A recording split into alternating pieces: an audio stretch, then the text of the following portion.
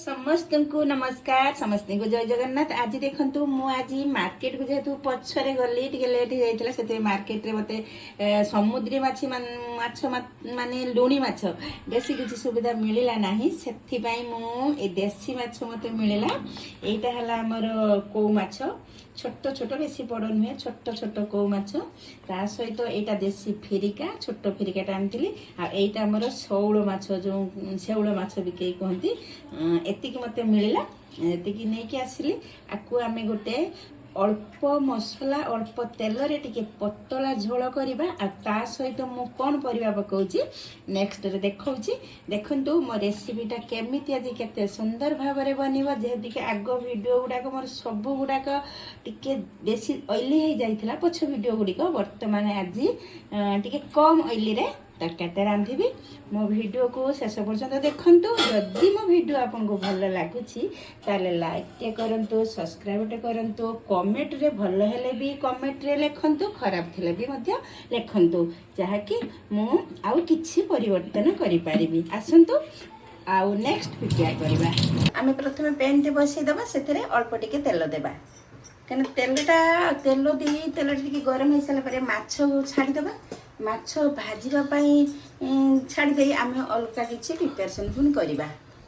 तेल मोर गरम हे आसलानी सेतरे माछ गोटे गोटे छाडी दबा।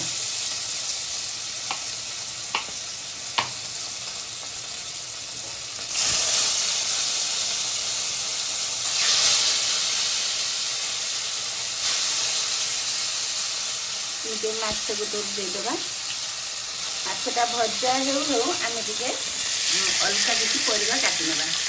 मु माछ पई नेची दीटा सजना नाड़ी जेटा आपण माने भी सजना छुंबे के कहती आ तीनटा आलू मीडियम साइज रे आलू ने तो आपण को फैमिली हिसाब रे आपण आलू व्यवहार करि परिबे। जेहेतु प्रथम रो कहि मो फैमिली रे टिके आलू अधिक पिला माने खांती ते मु तीनटा मीडियम साइज रे आलू नेची और दुईटी सजना छुई नेची बस आकु काटी दबा। माछटा को मु रोसई दबा जे साइड पर भलो भाबरे हे गेलानी बेसी कणकर करके भाजबानी माछटा जेहेतु कि झोल हम बेसी भाजिले झोल भल लगे अल्प टिके भाजी नेबा। माछ भी एमती हल्का पक उल्टे देवा भाव माछ भजा हो माछ भी बहुत जिद्दी छाड़े भाई जाती माछ भजाटा मोर अलरेडी हो गला भल भाव हो जाए बहुत थाली को टाणी नवा।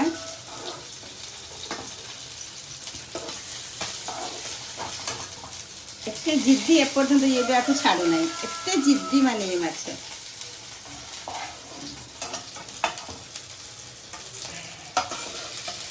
माछ भजा मोर पूरा रेडी हो गला किंतु बढ़िया भाव में माछटा भाजी हो जाए एक बार लाल हो जाए ताकू पुणी आम कौन करबा अलका प्रिपरेशन करबा।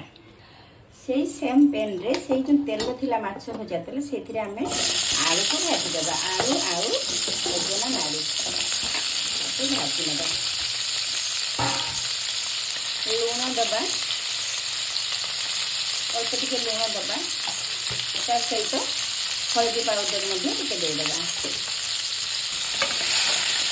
टिके भाजी नेबा और गैस टाको फास्ट टिके मीडियम करदेबा नाले जो हलदी पाउडरटा देले सेटा पुड़ी जीव आलूटा कला देखा नाड़ी आलू पुड़ी गले कला देखा तरकारीटा स्वाद भल लगे टिके बिगड़ी जीव से गैस टाको टिके मीडियम करदेबा आउ किसी समय भाजापी छाड़ीदेवा तापर आम मसला प्रस्तुत करवा। देखिए मोर आलू आ नाड़ी केते बाटे गला आलू नाड़ी तो बढ़िया भाव में भाजी हो गलानी आ सिद्धि गलानी ताकू बाहर करदेबा तापर मसला जोगाड़ करवा। चार पांच कुला रसुण 5-6 कुला रसुण आउ गोटे पियाज बेसी बड़ पियाज ना मीडियम पियाज नबा तापर नबा धला सोरिष अल्प किसी बेसी नबानी अल्प आउ कला सोरिष गोटे चामच नबा तापर नबा जीरा अल्प दीटा नबा तो 2 चामच आम पोस्त नबा दुईटा सुखिला लंका बस ये आम ଶିଳରେ ପେଶି ଆଣିବା। ଗ୍ରାଇଣ୍ଡିଙ୍ଗରେ ତ ହେବ ନାହିଁ, ଶିଳରେ ଆକୁ ପେଶି ଆଣିବା। ତ ମସଲା ସହିତ ଆମେ ମଧ୍ୟ ଏତିକ ଗରମ ମସଲାକୁ ମଧ୍ୟ ବାଟି ଆଣିବା। ଗରମ ମସଲା ସାଙ୍ଗରେ ମୁଁ ନେଇଛି 2ଟା ଗୁଜୁରାତି, 4-5ଟା ନେଇଛି ଗୋଲମରିଚ, 2 ଖଣ୍ଡ ନେଇଛି ଡାଲଚିନି ଆଉ ଲବଙ୍ଗ 3ଟା। ୟାକୁ ଭଲ ଭାବରେ ମଧ୍ୟ ଶିଳରେ ବାଟି ଆଣିବା ପୁରା ପତଳା କରିକି। କଢ଼ାରେ ଅଳ୍ପ ଟିକେ ତେଲ ଅଛି, ସେଥିରେ ଅଳ୍ପ ଟିକେ ତେଲ ଆଡ୍ କରିଦେବା। ଆଉ ଅଳ୍ପ ଟିକେ ତେଲ ଦେବା। ତାପରେ ସେଥିରେ 2ଟା ଫୁଟଣ, ଯେଉଁଟାକୁ 5 ଫୁଟଣ କୁହନ୍ତି, ସେ 5 ଫୁଟଣ ମଧ୍ୟ 2ଟା ଆଡ୍ କରିଦେବା। 2ଟା 5 ଫୁଟଣ ଆଡ୍ କରିଦେବା।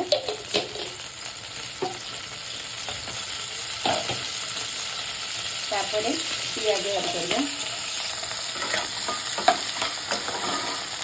ପିଆଜଟା ଏମିତି ଲାଲ ହେଇଗଲା ପରେ ଆମେ ସେଥିରେ ଆଡ୍ କରିଦେବା ଟମାଟୋ। ଗୋଟେ ମୁଁ ବଡ଼ ସାଇଜ୍ର ଟମାଟୋ ନେଇଛି।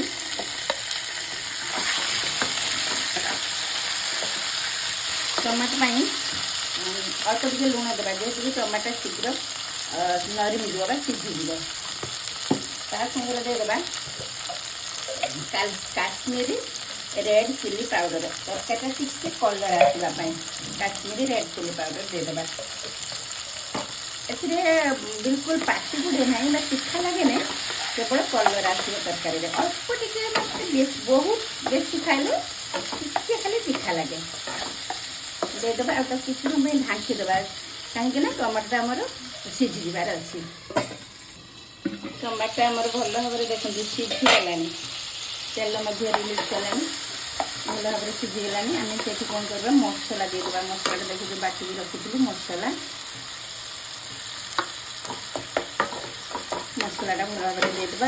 ମସଲାଟାକୁ ଭଲ ଭାବରେ ସନ୍ତୁଳି ନେବା, ଟିକେ କଷି ନେବା। ମସଲାର ମସଲିଆ ଗନ୍ଧଟା ଯିବା ପର୍ଯ୍ୟନ୍ତ ମସଲାଟାକୁ କଷିବା।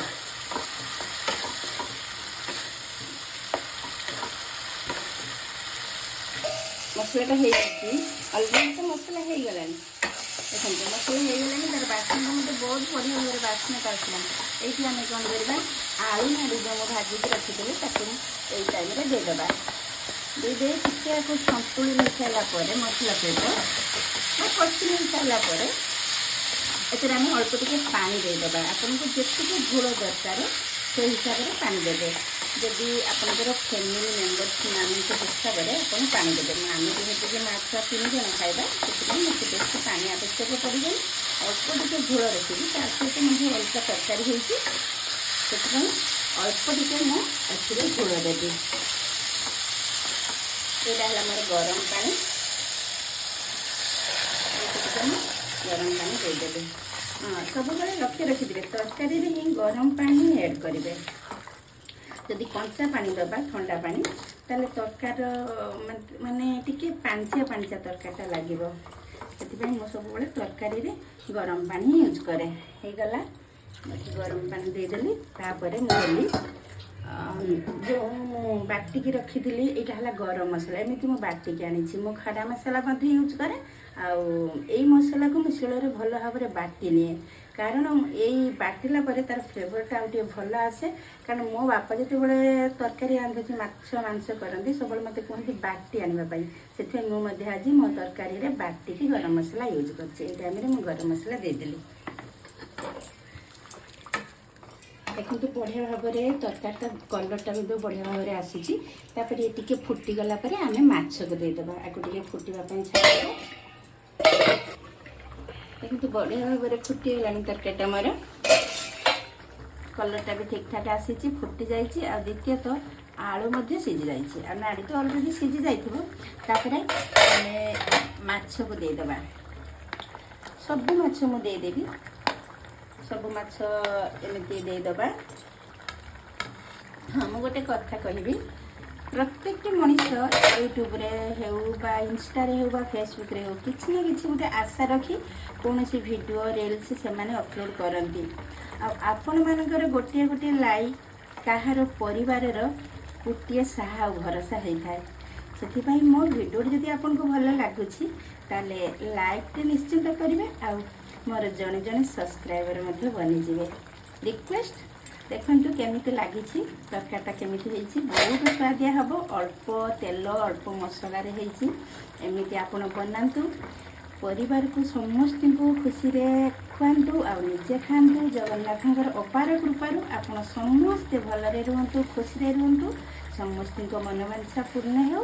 ତାପରେ ମୁଁ ଏଠି ଏଡ଼୍ କରିଦେବି ଧନିଆ ପତ୍ର, କାରଣ ଧନିଆ ପତ୍ର ବିନା ଆମର ତରକାରୀର ସବୁ ସ୍ୱାଦ ଅଧୁରା। ଆଉ ଏଇ ଧନିଆ ପତ୍ର ମାର୍କେଟରେ ଏତେ ଦାମରେ ମିଳୁଛି ଯେ କହିବାକୁ ସରିବନି। ଆଉ ତାପରେ ଏ ଧନିଆ ପତ୍ର ଘରକୁ ଆଣୁ ଆଣୁ ଗୋଟେ ଦିନରେ ଧନିଆ ପତ୍ର ପୁରା ନଷ୍ଟ ହେଇଯାଉଛି। ସେଥିପାଇଁ ଆମେ ସମସ୍ତେ ଯଦି ନିଜ ବାଡ଼ିରେ ହେଉ ବା ଯଦି ରେଣ୍ଟରେ ରହୁଛନ୍ତି ଛାତ ଉପରେ ହେଉ, କେଉଁଠି ବି ଯଦି ଛୋଟିଆ ଜାଗାରେ କିଛି ମାଟି ଦେଇ ଧନିଆ ମଞ୍ଜି ପକାଇଦେବେ, ତାହେଲେ ନିହାତି ଘରର ଚଳିବା ପାଇଁ ଆବଶ୍ୟକ ହେଇଯିବ, ଆଉ ଆବଶ୍ୟକ ପଡ଼ିବନି ମାର୍କେଟରୁ କିଣିବାକୁ। ଆଜି ପାଇଁ ମୋ ଭିଡ଼ିଓଟି ଏତିକି। ଯଦି ମୋ ଭିଡ଼ିଓ ଆପଣଙ୍କୁ ଭଲ ଲାଗୁଛି ତାହେଲେ କମେଣ୍ଟ ନିଶ୍ଚିନ୍ତ କରିବେ। ରିକ୍ୱେଷ୍ଟ ରହିଲେ ଜୟ ଜଗନ୍ନାଥ।